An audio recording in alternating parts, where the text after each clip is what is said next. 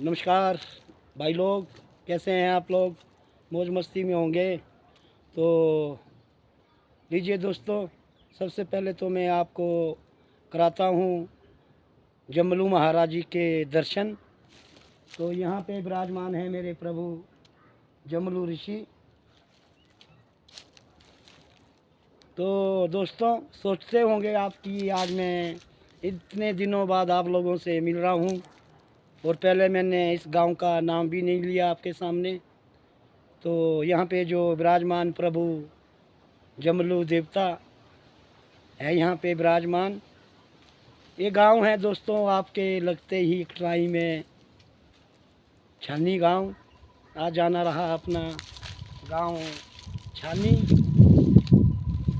तो इस गांव में आने का दोस्तों हमारा कोई कारण तो नहीं था। आया तो मैं सिर्फ घूमने के लिए था, कुछ अपने कार्य से। तो मैं आपसे कहता भी रहता हूँ, जो प्रभु का आदेश रहता है उसे कोई टल नहीं सकता है भाई। तो प्रभु के आदेश द्वारा चल पड़ा मैं गांव छानी, जहाँ पे विराजमान है मेरे बड़े देवता छानी गांव में। तो दोस्तों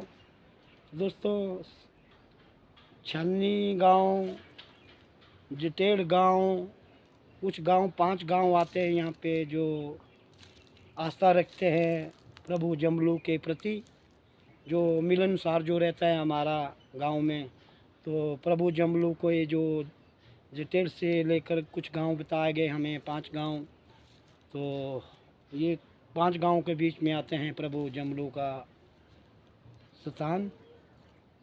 खुशी हुई दोस्तों आज जाके इस गांव में, क्योंकि इसी गांव से जो लगते आसपास के गांव हैं, तो वहाँ पे मेला उत्सव भी है, जिसे टासनी के नाम से जो मेला होता है उसे मनाया जाता है। प्रभु जगदम्बनी ऋषि के आदेश, प्रभु विष्णु के आदेश, प्रभु वीरनाथ जी के आदेश से ये मेला स्टार्ट हुआ है।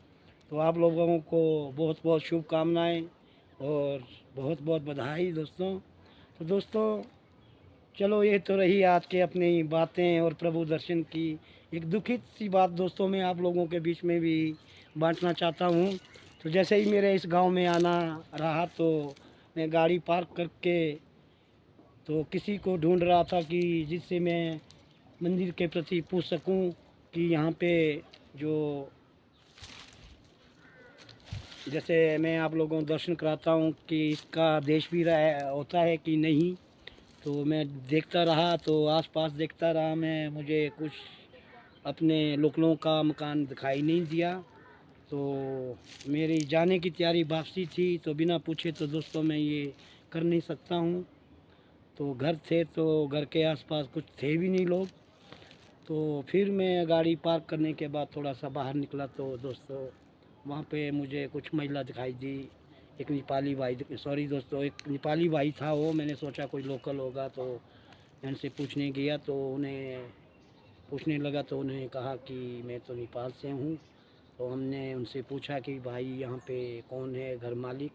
तो उतने को कोई एक महिला सी हमारे पास आई। तो हमने उनसे पूछा कि अपनी लोकल भाषाओं में, तो मुझे वहाँ जाना, तो ऐसा ऐसा। उन्होंने कहा कि हमें आप 1 मिनट रुकिए।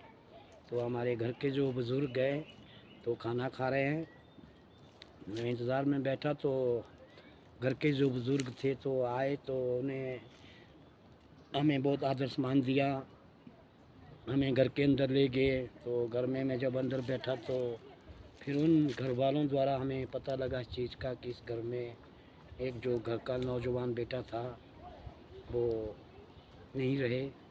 तो उनके पिताजी हमारे सामने थे। तो हमें भी दुख हुआ दोस्तों।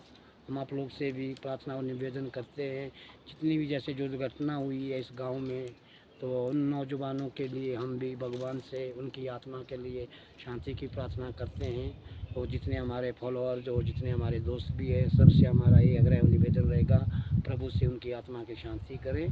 तो ये दोस्तों आज के जो हमारे विचार थे, और मैं भी अपनी तरफ से और हमारे से फेसबुक में जुड़े मेरे दोस्त जो है, जो हमारे जिस घर में हमारा जाना रहा, जिस गांव में ये घटना हुई, उनके प्रति मैं भगवान से उनकी आत्मा के लिए शांति मांगता हूँ दोस्तों।